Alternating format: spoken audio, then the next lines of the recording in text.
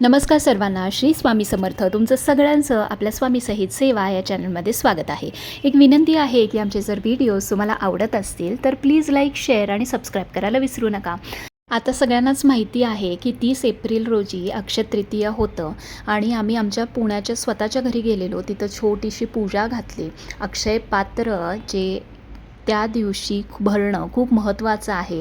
सगळं सामान मुंबईवरून घेऊन गेलेले, सो अक्षय पात्र भरलं, छोटीशी पूजा केली आणि त्या दिवशी मी जसं तुम्हाला म्हटलं तसं माझी इच्छा होती की अन्नपूर्णा मातेची एक भरीव चांदीची मूर्ती मला घ्यायची होती.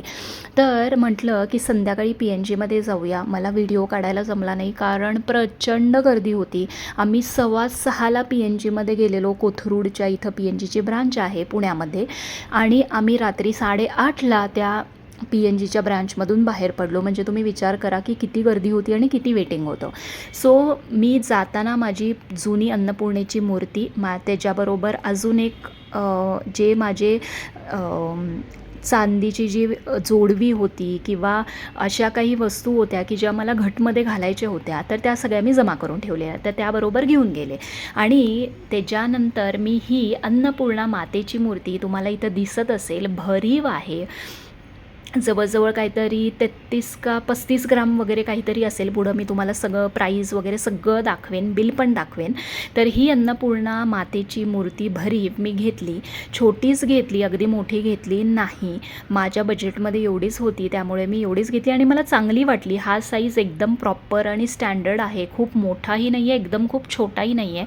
आणि इतकी कोरीव, बघा ना, इतकं कोरीव काम केलं आहे ना त्याच्यावरती. छान वेणी, पाठीमागची वेणीचं काम पण इतकं सुंदर केलं आहे. त्याच्यानंतर जे वस्त्र तिने घातलेलं आहे, त्याच्या निर्या म्हणा किंवा ब्लाऊजवरचं छोटं छोटं डिझाईन, हे तुम्ही बघू शकता. आणि मेन म्हणजे जेव्हा मी हे तर आपण सगळंच बघतो, पण आपण जे मुखवटा आहे ना, तो हसता बघतो आपण कायम. तर तसं मला ही मूर्ती खूप सुंदर वाटली, त्यामुळे मी ही घेतली. त्याचबरोबर मला तिथं त्यांनी लक्ष्मी मातेची एक छोटी मूर्ती मांडून ठेवलेली, तर ती मला प्रचंड आवडली. माझ्याकडं जी आहे ती भरीव नाही आहे, त्यामुळं मला एक भरीव मूर्ती लक्ष्मी मातेची घ्यायची होती. हे माझ्या अजेंडावरती सुद्धा नव्हतं किंवा माझ्या मनात सुद्धा नव्हतं. मी असा विचार केलेला की नेक्स्ट टाईम घेऊ आपण, फक्त अन्नपूर्णा मातेचीच मूर्ती घेऊ. तर मला आणि माझ्या मिस्टरांना ही मूर्ती खूप आवडली, कारण ह्या लक्ष्मी मातेच्या जे मूर्तीचं हास्य आहे किंवा इवन अन्नपूर्णा मातेच्या मूर्तीचं सुद्धा हास्य आहे, ते अतिशय सुंदर आहे. आणि जेव्हा कधीही तुम्ही मूर्ती घेता तेव्हा त्याची मुखवटा जो आहे तो हसरा पाहिजे, ते बघून घ्या. कारण मी 2 ते 3 मूर्ती बघितल्यानंतर ह्या 2 मूर्ती सिलेक्ट केलेल्या आहेत. तसं तुम्ही बघू शकता की डिटेलिंग काम खूप सुंदर झालेलं आहे. खालती जी बैठक आहे कमळाची, ती सुद्धा सुंदर आहे. पाठीमागे जी केशरचनेची जी रचना आहे ती पण सुंदर आहे. आणि ही भरीव मूर्ती आहे. ही जवळजवळ काहीतरी 55 म्हणजे 55 ग्रामची मूर्ती असेल, तर ते मी पुढं सांगेल तुम्हाला. पण अशा ह्या 2 मूर्त्या आम्हाला आवडल्या. आता म्हटलं बघू की बिल किती होतं आहे, आपल्या बजेटमध्ये बसतं आहे का लक्ष्मी मातेची मूर्ती कॅन्सल करावी लागेल.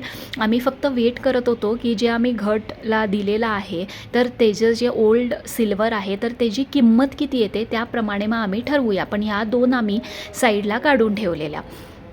आणि आम्हाला जवळजवळ अर्धा ते पाऊण तास आम्हाला ते सगळं वितळून, त्याचं टेस्टिंग करून, त्याचं किती होतं आहे हे सगळं बिल यायला जवळजवळ आम्हाला अर्धा ते ऑलमोस्ट पाऊण तास लागला. आणि त्याच्यानंतर आम्हाला असं कळलं की जे आम्ही आधीची चांदी जी दिलेली, म्हणजे माझं आधीचं जे काही होतं ओल्ड सिल्वर जे काही दिलेलं, त्याचं जवळजवळ आम्हाला 4,000 रुपये आले. आता आपण बघूया मला या मूर्ती कितीला पडल्या. तर बघा, अन्नपूर्णा मातेची मूर्ती ही ऑलमोस्ट 36.500 ग्रॅम्सची आहे. आणि त्या दिवसाचा रेट, त्याचं मार्किंग सगळं धरलं आणि ती मूर्ती मला 3,558ला पडली. आणि लक्ष्मी मातेची पण जी मूर्ती आहे ती 57.700 ग्रॅम्स, ती मला जवळजवळ 5,625. सो टोटल झालं 9,000, ऑलमोस्ट 9,000 200 धरा आणि इथं तुम्ही बघत असाल टोटल 10,400 रुपये बिल झालं आणि ओल्ड एक्सचेंज अमाऊंट जी आहे ती जवळजवळ 4,000 रुपये मला मिळाली.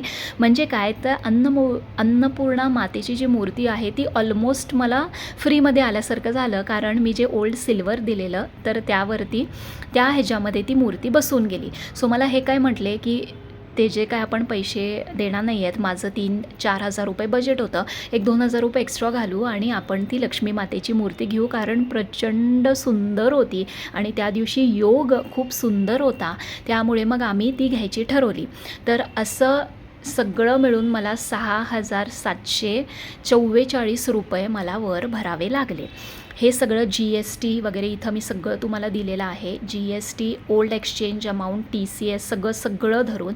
आणि इथं एक खूप सुंदर गोष्ट घडली. माझ्या मिस्टरांना काहीतरी एक कामाचा फोन आला म्हणून ते बाहेर गेले होते आणि त्यांनी मला सांगितलेलं की तुझ्या अकाउंटमधून तू जीपे कर, मी तुला नंतर ट्रान्सफर करतो, कारण त्यांचा अर्जंट कॉल होता आणि ते मिस करू शकत नव्हते. सो मी म्हटलं ठीक आहे, नवरा बायकोमध्ये एवढं चालून जातं, त्याच्याबद्दल काही प्रश्न नाही. सो मी जेव्हा माझं कोटकचं स्कॅन करायला उघडलं तेव्हा त्यांचा सर्व्हर डाऊन होता. सो माझं जीपेला दुसऱ्या बँकचं अकाउंट लिंक आहे, तर त्याच्यामध्ये माझ्याकडे थोडेच पैसे होते. सो मी त्या दादांना काय सांगितलं की तुम्ही एक काम करा, 5,500 रुपये मी तुम्हाला जीपे करते आणि 1,000 रुपये मी कॅश देते. आणि माझ्या डोक्यात असं होतं की मी माझ्या पर्समध्ये कॅश ठेवलेली आहे आणि ती मी त्यांना देईन आणि उरलेलं जे काय आहे ते मी जीपे करेन. आणि जेव्हा मी पर्स उघडलं तर माझ्या ह्याच्यामध्ये कॅश नव्हती, अगदी 200-300 रुपये होते. मी ती म्हणजे माझं दुसरं वॉलेट आहे ते घेऊन यायला विसरलेले, काय विचारू नका. त्या दिवशी खूप गोंधळ झाला आणि मग मी ह्यांना फोन केला. मग हे एक 10 मिनटानंतर आले. तोपर्यंत मी त्या दादांना म्हटलं तुम्ही माझं बिल होल्ड करा. मग मी ह्यांना वस्तुस्थिती सांगितली, असं असं झालं आहे. ते म्हटले ठीक आहे, माझा कॉल झालेला आहे, तू एक काम कर, हे कार्ड घे आणि त्यांना फुल स्वाईप मारायला सांग. आणि तुम्हाला सांगू का, त्या दिवशी PNGमध्ये इतकी गर्दी होती ना की म्हणजे गोंधळ होता लिटरली. तर मी त्या दादांना काय म्हटलं की दादा तुम्ही एक काम करा, हे माझं कार्ड घ्या मिस्टरांचं आणि फुल अमाऊंटचं स्वाईप मारा. तर गडबडीत त्यांनी काय केलं, जे 5,700 रुपये जे होते, जे त्यांनी ऑलरेडी इथं मी तुम्हाला दाखवत आहे 5,744 तेवढंच स्वाईप मारलं आणि 1,000 रुपये त्यांना वाटलं त्या गोंधळामध्ये की मी पे केले म्हणून त्यांनी पेड म्हणून लिहिलं आणि मला त्यांनी रिसीट दिली आणि म्हटले मॅडम मी फुल स्वाईप मारलेला आहे, तुम्ही जाऊन तुमचं प्रोडक्ट कलेक्ट करा. मी तिकडं गेले, मी बघितलंही नाही, त्यांनी त्या एन्व्हलपमध्ये घालून देतात तुम्हाला बिल. सो म्हटलं ठीक आहे, त्यांनी रिसीट पण दिली, ती एन्व्हलपमध्ये त्यांनी स्टेपल करून घातली आणि आम्ही ते दोन्ही मूर्त्या घेऊन घरी आलो. मी छान त्यानंतर अक्षय पात्राच्या इथं ठेवून त्याची छान पूजा केली, हळदी कुंकू घातलं. आणि माझं एक आहे की मी या सगळे बिल्स, एक माझी फाईल आहे, मी त्या फाईलमध्ये लावून ठेवते. तर शुक्रवारी मी हे बिल बघितलं आणि मी त्यांना म्हटलं की त्यांनी आम्हाला जी ATMची रिसीट दिली आहे त्याच्यावर फक्त 5,744च त्यांनी स्वाईप मारलं आहे आणि म्हटलं 1,000 इथं त्यांनी खालती कॅश दिली आहे. तर म्हटलं मी ह्यांना म्हटलं की अहो मी म्हटलं त्यांना कॅश दिलीच नाही, त्या दिवशी माझ्याकडे कॅश नव्हती आणि इथं तर त्यांनी पेड म्हटले आणि त्यांनी फक्त 5,744 रुपयेच त्यांनी स्वाईप मारले, 1,000 रुपये म्हटलं बॅलन्स आहे आपल्याकडं. मग हे म्हटले बापरे. मग आम्ही शनिवारी संध्याकाळी त्यांच्याकडे ही रिसीट घेऊन गेलो. त्यांना सांगितलं की दादा असा असा गोंधळ झाला आहे, तुम्ही पेड म्हणून लिहिले पण मी तुम्हाला पूर्ण स्वाईप मारा म्हटलं, मे बी गोंधळामध्ये तुम्ही फक्त तेवढीच अमाऊंट स्वाईप मारली, त्यामुळे तुमचीही चूक नाही, माझीही चूक नाही. पण मी म्हटलं हे काल रात्री बघितलं आणि मी आज तुमच्याकडं आली आहे की माझे 1,000 रुपये माझे पेंडिंग आहेत, प्लीज तुम्ही माझ्याकडून घ्या. तर त्यांनी त्यांच्या मॅनेजरला बोलवलं, त्यांच्या सिस्टममध्ये चेक केलं तर ते म्हटले मॅडम तुमच्या माइंडवरती जोर देऊन म्हणाले विचार करा की तुम्ही 1,000 रुपये नक्की दिलेले आहेत, कारण इथं तुमचं बिल कॅशमध्ये पेड झालेलं आहे. मी म्हटलं दादा त्या दिवशी माझ्याकडं कॅश नव्हती म्हणून म्हटलं मी फुल स्वाईप मारा म्हणून सांगितलं आणि म्हटलं असा गोंधळ झालेला आहे, तुम्ही कॅश घ्या. ते इतके खूप म्हणजे खूप हॅपी झाले ना. त्यांनी त्यांच्या सगळ्या वरच्या मॅनेजर्सना बोलवून आणलं, त्यांनी माझ्याकडून 1,000 रुपये घेतले आणि त्यांनी तेच सांगितलं की आजकाल प्रामाणिकपणा हा दिसायलासुद्धा मिळत नाही. बरीच कमी लोकं असतात जी स्वतःहून येतात आणि पैसे देतात. नाहीतर आजकाल लोकं म्हणतात की अरे ₹1000 आम्हाला डिस्काउंट मिळालं आणि म्हणाले, मी तुम्हाला खरं सांगू का, जोपर्यंत तुम्ही येऊन आम्हाला सांगितलं नसतं, आम्हाला आयुष्यभरामध्ये कळालं नसतं की ₹1000 तुमचे पेंडिंग आहेत. तुम्ही सांगितलं त्यामुळं आम्हाला कळालं आणि हे खूप कौतुकास्पद गोष्ट आहे. त्यामुळं त्या सगळ्या मोठ्या लेवलच्या मॅनेजर्सनी माझं खूप तिथं कौतुक केलं.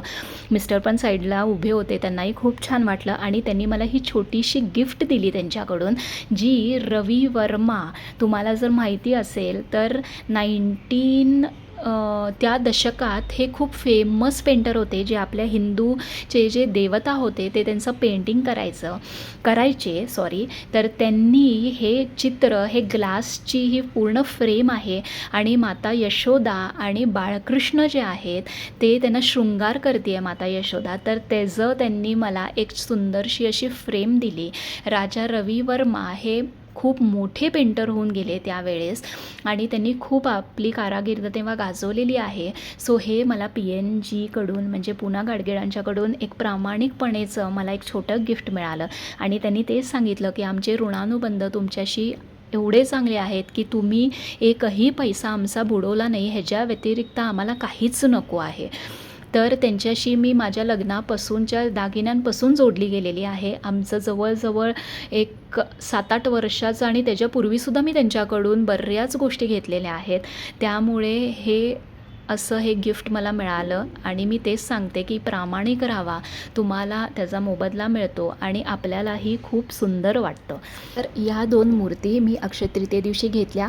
त्याचबरोबर तांदूळसुद्धा खरेदी केले, जसं मी तुम्हाला सांगितलं आहे तसं. त्यामुळे तो दिवस खूप छान गेला. तुमच्याशी फक्त शेअर करायचं होतं.